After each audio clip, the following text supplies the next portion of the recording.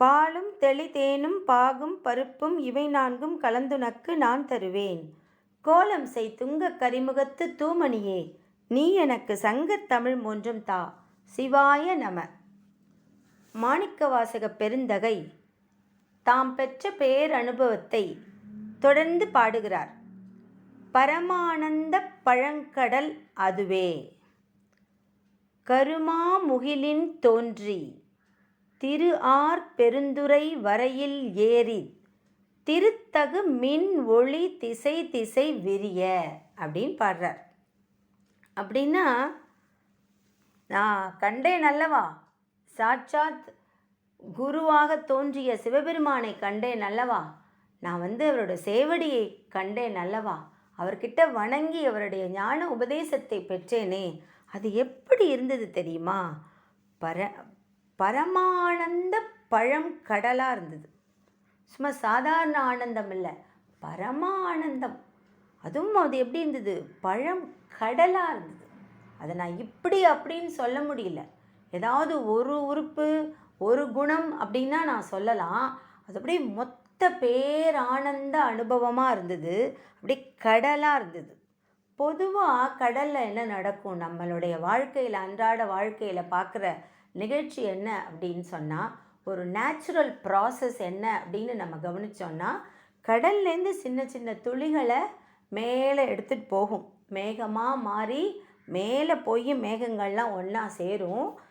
ஒரு சமயத்தில் அது அப்படியே கருந்திரளாக அப்படியே மேகமெல்லாம் கூட்டம் கூட்டமாக கருப்பாக ஒன்றோடு ஒன்று சேரும். அப்புறம் என்னாகும்? மழையாக பொழியும். மழை பொழியுது. பொழிஞ்சு என்ன ஆகுது? மழை அப்படியே அடிச்சுக்கிட்டு போகுது கீழெல்லாம். சில இடங்களில் தூறலாக தூறுது, சில இடங்களில் அடைமழையாக பொழியுது. அப்படியே அது என்ன செய்யுது? தன்னோட சேர்ந்து கீழே இருக்கிற கல், கூழாங்கல், மணி, செடி, கொடி எல்லாத்தையும் அப்படியே அடிச்சுக்கிட்டு போகுது. போகிற வழியில் என்ன செய்யுது? எங்கெங்கெல்லாம் குழி இருக்கோ, எங்கெங்கெல்லாம் பள்ளம் இருக்கோ அதெல்லாம் நிரப்பிக்கிட்டே போகுது. அப்புறம் கிணறு, ஆறு, குளம், ஏரி, நதி, ஓடை, சிற்றோடை, பெரிய ஓடை, அப்படி இப்படின்னு எல்லா நீர்நிலைகளிலும் நிறைந்து இருக்குது. கடைசியாக என்ன ஆகுது? கடலோடு வந்து அப்படியே சங்கமம் ஆகுது. அப்போ மேலே என்ன நடக்குது? இந்த மேகம்லாம் ஒன்றா சேர்ந்து அப்படியே மலையில் மோதுது. அந்த மோதும் போது ஒரே இடி சத்தம் கேட்குது. அப்படியே மின்னல் தோன்றுது. மின்னல் அப்படியே பளிச்சுன்னு பிரகாசமாக தோன்றுது. அது அப்படியே உலகத்திலேயே ஒரு பிரகாசமாக்குது. அதுதான் நடந்துட்டுருக்கு. அது ஒரு பொருள்.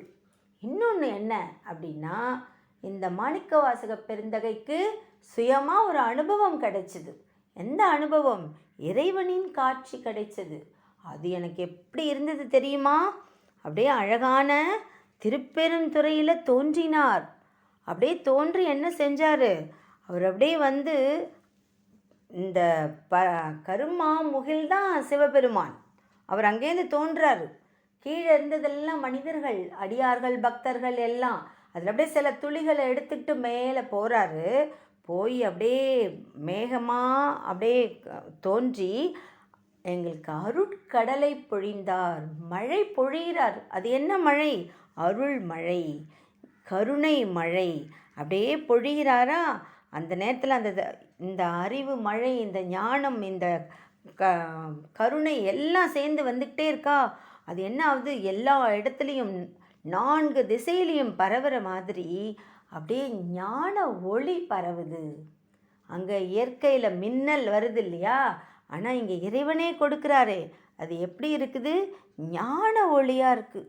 ரொம்ப ரொம்ப அழகாக இருக்குது. எங்கே பார்த்தாலும் அந்த ஒளி வந்து உலகத்தையே நிறைக்குது. அவ்வளவு அழகாக இருக்குது. அந்த ஒளி வந்து நான் கண்ணால் பார்த்தனே அப்படின்னு சொல்கிறார். அப்புறம் என்ன சொல்கிறாரு? ஐம்புலம் பந்தனை வாளர விரிய, ஐம்புலப் பந்தனை வாளு அரவு விரிய. ஐம்புலம் பந்தனை வாழ் அரவு ஈரிய அப்படின்னா, பந்தனைனா கட்டு, தலை. வாழ் அப்படின்னா ஒளி பொருந்திய, அரவு அப்படின்னா பாம்பு, ஈரிய அப்படின்னா இரிதல், திரிதல், கெட்டு போயிடுது. இது என்ன சொல்கிறார் அப்படின்னா, இந்த உலகத்தில் நம்ம எல்லா பந்தத்தோடையும் சேர்த்து மாட்டிக்கிறோம். எதனால் அப்படி மாட்டிக்கிறோம்? எதனால் அப்படி நம்ம கட்டுண்டு போகிறோம் இந்த உலக பொருள்களின் மீது அப்படின்னா, ஐம்பொறிகளால். நம்மளுடைய ஐம்பொறிகளை நோக்கி தானே ஓடுது. அதுதான் என்ன சொல்கிறாருங்கன்னா, அதுவே பாம்பு தான். பாம்பு, இந்த ஐம்பொறிகளையும் பாம்புங்கிறார். பாம்பு என்னது? விஷமானது. அந்த பாம்பின் விஷயம் நம்மளை கெட வச்சிடும். அதன் வழி போனால் நம்ம கெட்டு போயிடுவோம். அப்படி தானே இருக்குது நம்மளுடைய ஐம்பொறிகளும். தேவையில்லாததெல்லாம் நமக்கு காட்டுது இல்லையா? கண்களில் அந்த காட்சியை காட்டுது, காதுகளில் தேவையில்லாதெல்லாம் விழுது, நம்ம தேவையில்லாத சொற்கள்லாம் வாயில் வருது, தேவையில்லாத நறுமணம் மனமெல்லாம் வீசுது. அது மாதிரி நம்மளுடைய நாக்கு உண்ணுது. இது எல்லாத்துக்கும் என்ன காரணம்? ஐம்பொறிகள். இந்த ஐம்பொறிகளை தான் அவர் பாம்பு மாதிரி இருக்குது. அதில் போய் அப்படியே கெட்டு போகிற மாதிரி ஆயிடுது. அது அப்படியே விரிக்குது, நம்மளை அப்படியே ஆழ்ச்சிட்டு போகுது. அது ஆதி மனிதன்லேருந்து இன்னைய வரைக்கும் என்ன ஆகுதுன்னா, இந்த ஐம்பொறிகள் தான் மனிதனை அழைச்சிட்டு போய் தப்பான ஒரு வழிகளை காமிச்சு, தேவையில்லாத விஷயங்களெல்லாம் என்ஜாய் பண்ண வச்சு, திரும்ப திரும்ப இந்த பிறவிக்கடலில் மாட்ட வைக்குது அப்படிங்கிறார். ஆசையாகிய பாம்புகள், ஐம்புலன்களும் ஆசைப்படுகின்றன, அவை அனைத்துமே பாம்புகள். அப்போ அவர் என்ன சொல்கிறாரு? ஐம்புலம் பந்தனை வாலறவு இரிய வெந்துயர் கோடை மாத்தலை கரப்ப அப்படிங்கிறார். அது எப்படி இருக்குதான்? கோடை மாதத்தில் ரொம்ப அப்படியே அனல் கக்கும் இல்லையா? எல்லாருக்கும் தாகம் எடுக்கும் இல்லையா? வெயில் நிறைய இருந்ததுன்னா மனிதர்களுக்கு ரொம்ப தாகம் எடுக்கும், அது துன்பத்தை அளிக்கும். இந்த பாம்புகள் அப்படின்னு சொல்லி அடுத்த வரியிலே என்ன சொல்கிறாரு? வேநீர் காலத்தோட ஒப்பிடுறாரு. அது ரொம்ப நமக்கு துன்பத்தை கொடுக்கும். வெப்ப காலத்தில் வெயிலில் நமக்கு துன்பத்தை கொடுக்கும். அந்த நேரத்தில் என்ன ஆச்சு அப்படின்னு சொல்கிறார். அதாவது இது ஒரு சைடு கஷ்டப்படுறது, ஐம்பொறிகளால் கஷ்டப்படுறது. அதே சமயத்தில் அதுக்கு இன்னொரு சான்ஸ் இருக்குங்கிறார். அது என்ன சொல்கிறாரு? நீடு எழில் தோன்றி வாழ் ஒளி மிளிர எம்தம் பிறவியில் கோபம் மிகுந்து முரசு எரிந்து மாப்பெரும் கருணையின் முழங்கி பூப்புரை அஞ்சலி காந்தல் காட்ட அப்படிங்கிறார். ஒரு சைடில் அந்த ஐம்பொறிகளும் இழுத்துட்டு போயிடும், மனசு அப்படியே தேவையில்லாததெல்லாம் கொண்டு போய் மனத்தை செலுத்திடும், அதனால் வினையை பெருக்கிடும். வினை பெருகிறதுனால திரும்ப திரும்ப இந்த பிறவியில் உள்ள மாட்டிக்கிட்டு இந்த கஷ்டங்களை எல்லாம் அனுபவிப்போம். ஆனால் இன்னொரு சான்ஸ் இருக்கே, அது என்ன? இப்போ என்னை ஆட்கொண்டாரல்லவா இறைவன் ஞானத்தை உபதேசித்தாரல்லவா, அதே மாதிரி நமக்கு ஒரு வழி இருக்குது. வெவ்விய கோடை காலத்தில் கூட நமக்கு நீடு எழில் தோன்றி வாழ்வொளி மிளிர அப்படின்னா, அழகும் பிரம்ம தேஜஸும் ஒளிரும் வகையில் அந்த ஞான ஒளி நம்மளை ஆட்கொள்ளும். இந்த மோசமான சூழ்நிலையில் கூட பக்தர்களாகிய நாம் இறைவனின் திருவடிகளை பற்றி கொண்டு இறை சிந்தனையை நம்ம மனசுலையே நம்ம எடுத்துக்கிட்டோம்னா, இறைவனையே பாடி துதித்தோம் என்றால் அங்கே ஒரு வாய்ப்பு இருக்குது. அது என்னது? நம்முடைய மனம் அறநெறியான வாழ்க்கையை வாழ ஆரம்பித்துவிடும். அறநெறியான அறம் சார்ந்த வாழ்க்கையை வாழும் பொழுது நாம் இறை வழிபாட்டில் ஈடுபடுவோம். தீவிரமாக இறைவனை நினைக்க இந்த மாதிரி சின்ன சின்ன சிற்றின்பங்கள்லாம் வருது இல்லையா, இந்த ஐம்பொறிகளால், அதிலெல்லாம் மனசு போகவே போகாது, அசையாது, மனசு இழுத்துக்கிட்டு போகாது. ஏன் தெரியுமா? தெய்வீக இன்பம் ரொம்ப பேரானந்தத்தை தரும். மனசுக்குள்ளே அப்படி ஒரு பரமானந்தமாக இருக்கும். அதுதான் கடல் அப்படின்ட்டாரே. அப்படி கடலான ஒரு அழகான அமிர்தமான அன்பு கிடைக்கும் பொழுது நம்ம ஏன் போய் சின்னதாக அசிங்கமாக சிற்றின்பத்துக்கு ஆசைப்பட போகிறோம்? அதனால் இந்த பக்தர்கள், இந்த அடியார்களுக்கு என்ன நடக்குமா? உள்ள அப்படியே ஆனந்தம் பெருக்கெடுக்கும். அதனால் அகத்தின் அழகு முகத்தில் தெரியும் போல அதில் அப்படியே அவங்களுடைய மனசு சந்தோஷமாக இருக்கிறதுனால அந்த ஒளி முகத்தில் கூட மிளிர்கின்றன. ஞான ஒளி யார் கொடுக்கறது? சாட்சாத் இறைவனே கொடுக்கிறார். அதனால என்ன ஆகுமா, முகமெல்லாம் ரொம்ப பிரகாசமாக இருக்கும். அப்புறம் என்ன சொல்கிறாரு, தம் பிறவியில் கோபம் மிகுத்து. இங்கே கோபம்னா கோபம் மட்டும் இல்லை, வெறுப்பு. ஒரு என்ன பிறவி இது, திரும்ப திரும்ப இப்படி வந்து பிறக்கணுமா அப்படின்னு இந்த பிறவியின் மீது நமக்கு வெறுப்பு உண்டாகிவிடும். அதனால நம்ம என்ன செய்வோம், நமக்கு இருக்கிற ஒரே உபாயம் சிவனின் திருவடிகள். அதனால சிவபெருமானே, இனியும் இந்த பிறவி வேணாம்ப்பா, போதும்பா அப்படின்னு சொல்லிட்டு அவருடைய திருவடிகளை பணிந்து அவரையே நாம் பாட ஆரம்பிப்போம். அப்போ என்னது, முரசு எரிந்து மா பெரும் கருணையின் முழங்கி.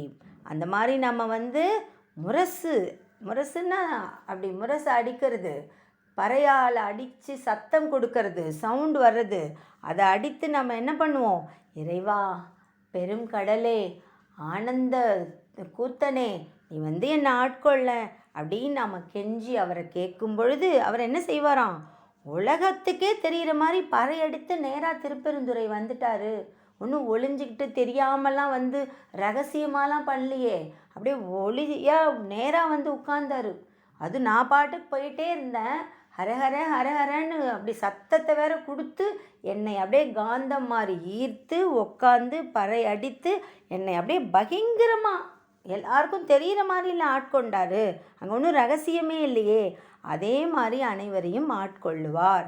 சிற்றின்பங்கள்லேருந்து நம்மளைய தலையெல்லாம் அறுத்துட்டு பேரானந்த கடலில் முழுக வைப்பார். எப்போ தெரியுமா, பூப்புரை அஞ்சலி காந்தல் காட்ட. என்னை சுற்றி வெறும் தேவையில்லாத சிற்றின்பங்கள் இருக்குது, அதை நாடி இந்த ஐம்பொறிகள் ஓடிக்கிட்டு இருக்கு. அது பாம்பு மாதிரி தலைவிரிச்சு ஆடுது, அது விஷம், எனக்கு அது வேண்டான்னு சொல்லி கண்ட்ரோல் பண்ணி நான் என்னுடைய சிந்தையை உன்கிட்டையே செலுத்தி என்ன பண்ணுவேன், கை கூப்பி தொழுவேன். நான் கை கூப்பி தொழும்போது அது எப்படி தெரியுமா இருக்கும், அப்படியே இன்னும் மலராது கூம்பி இருந்த கார்த்திகை பூவின் தோற்றத்தை போல இருக்குமா. அஞ்சலி பூப்புரை அஞ்சலி காந்தல் காட்ட அப்படின்னா அது பூ, கார்த்திகை மாதத்தில் பூக்கிற பூவாக மலரத்துக்கு முன்னாடி கூம்பி இருக்கும் இல்லையா மொட்டு, அதே மாதிரி என் இரு கைகளையும் அந்த மொட்டு மாதிரி நான் அப்படியே குவிச்சு வைத்து, இரு கரங்களையும் குவித்து கண்களால் உன்னை பார்த்து மனசில் உன்னை நிறைச்சிப்ப இல்லையா, அப்படி நான் உன்னை கும்பிடுவேன், உன்னை வணங்குவேன், உன்னை தொழுவேன். அப்போ நீ என்ன பண்ணுவ, எஞ்சா இன் அருள் நுண்துளி கொள்ள, கொஞ்சம் கூட குறையாத, எஞ்சா அப்படின்னா குறையாத, இறைவனது குறையாத இனிய அருள் ஆனந்த கண்ணீர் சொட்டும்படி செய்யும். நுண் துளி கொள்ள அப்படின்னா அவர் அப்படியே ஆனந்தமாக நம்ம மனசுக்குள்ள அருளை கொடுப்பார். நம்மளால் அதை உணர முடியுமே. ஐயோ, நம்ம கொஞ்சமாக அன்பை காட்டணும், இப்படி பூக்கள் மாதிரி, மலராத பூக்கள் மாதிரி என்னோடய 2 கைகளையும் குவித்து உன்னையே நான் கும்பிட்டேன், உன்னையே நினச்சி அழுதேன், நீ என்ன பண்ண, எனக்கு அப்படியே இனிய அருள், அதுவும் என்ன மாதிரி இனிய அருள், குறையாத இனிய அருள் அப்படியே கொடுத்துக்கிட்டே இருக்க. அதனால் எனக்கு என்ன தெரியுமா வருது, எனக்கு வார்த்தையே வரல, எனக்கு சொல்லவே தெரியல, என் மனசில் வர்ற ஆனந்தத்தை, பரமானந்த கடலை என்னால் சொல்ல முடியல. அதனால் என்ன தெரியுமா ஆகுது, நுண் துளி கொள்ள.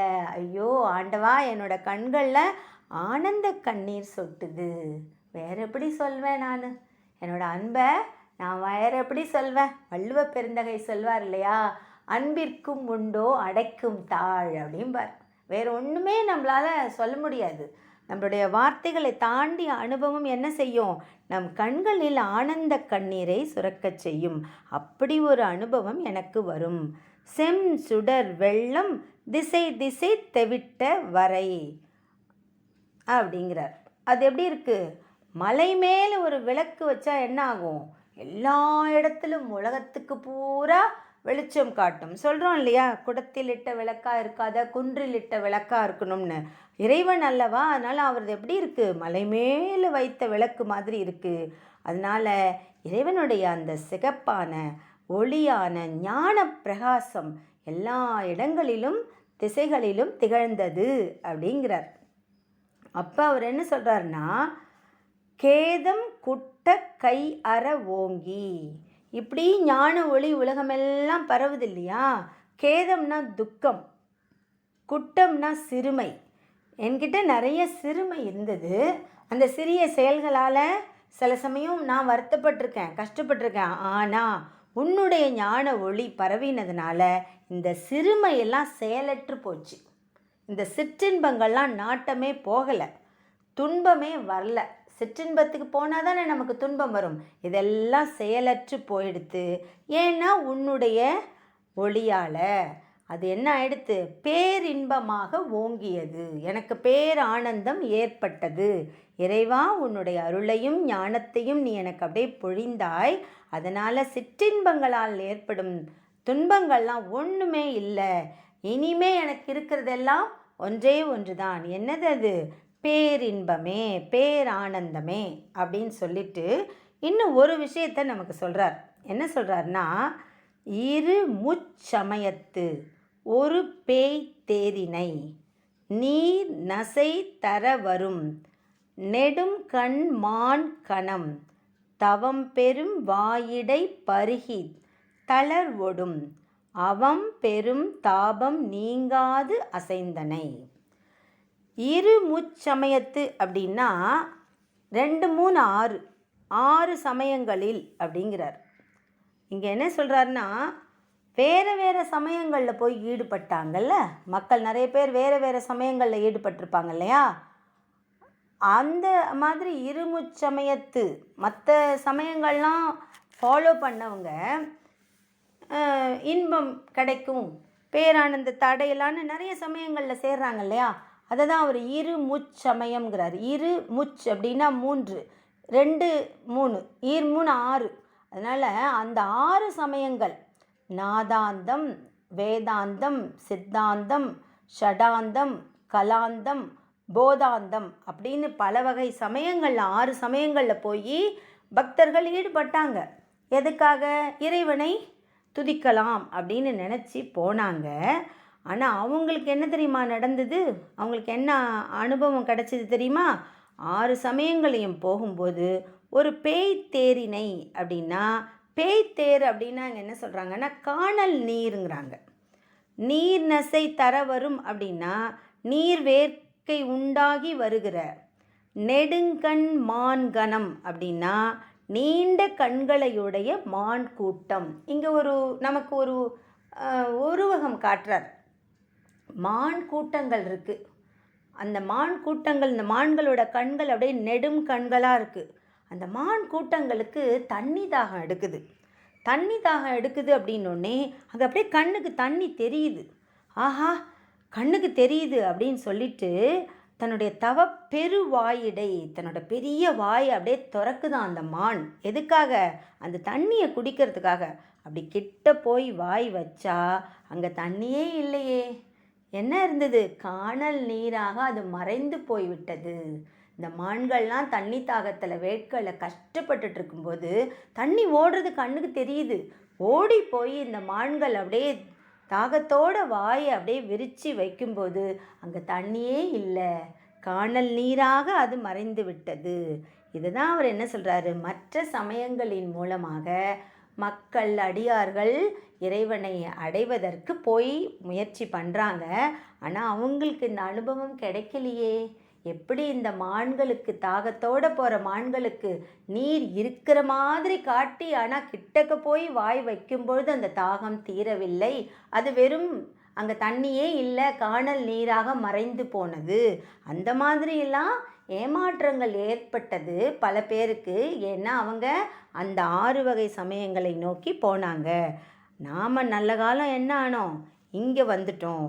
அதுதான் அவர் சொல்கிறார். தவ பெரு வாயிடை பருகி தளர்வொடு அப்படின்னா அந்த மான்கள் அப்படியே டயர்டாயிட்டான், சோர்ந்து போயிடுச்சான். ஏன் சோர்ந்து போயிடுத்து? அவம் பெரும் தாபம் நீங்காது அசைந்தன. அந்த மான்களுக்கு தாகம் தீரலை. பெரிய கண்களை உடைய மான் கூட்டம் காணல் நீரை நிஜமென்று எண்ணி அதை தான் நாடி போகுது. தாகமாக வச்சு குடிக்கலான்னு பார்க்குற நேரத்தில் அதுக்கு அது கிடைக்கல, தண்ணி கிடைக்கல. அதே மாதிரி தான் கடவுள் நம்பிக்கை இல்லாதவர்களும் சரி, வேறு சில சமயங்களை நாடி இறைவனை அடையலான்னு நினைக்கிறவங்களுக்கெல்லாம் என்ன ஆச்சு? அது கிடைக்கல. அதனால் பரமனது பரம் அருள் பரம் ஆனந்தம் கருணை கிடைக்காம அவங்க அல்லல் பட்டனர் அப்படின்னு சொல்கிறார். அதனால் நாம் ரொம்ப பேரின்பம் பெரும் புண்ணியம் செய்தவர் அப்படிங்கிறத அவர் தொடர்ந்து சொல்வார். அதனால் அப்படியேப்பட்ட இறைவனை, பெரும் கடலை, மலை மீது வைத்த விளக்கை, அந்த ஒளியை நாமும் பெறுவோமாக. அறியாமை எனும் இந்த பாம்பில் மாட்டிக்காம சிற்றின்பங்களில் நம் மனம் செல்லாமல் நம்மை காத்து அருளும் இறைவனின் திருவடிகளை பணிவோம், இறையருளை பெறுவோம். திருச்சிற்றம்பலம், திருச்சிற்றம்பலம், திருச்சிற்றம்பலம்.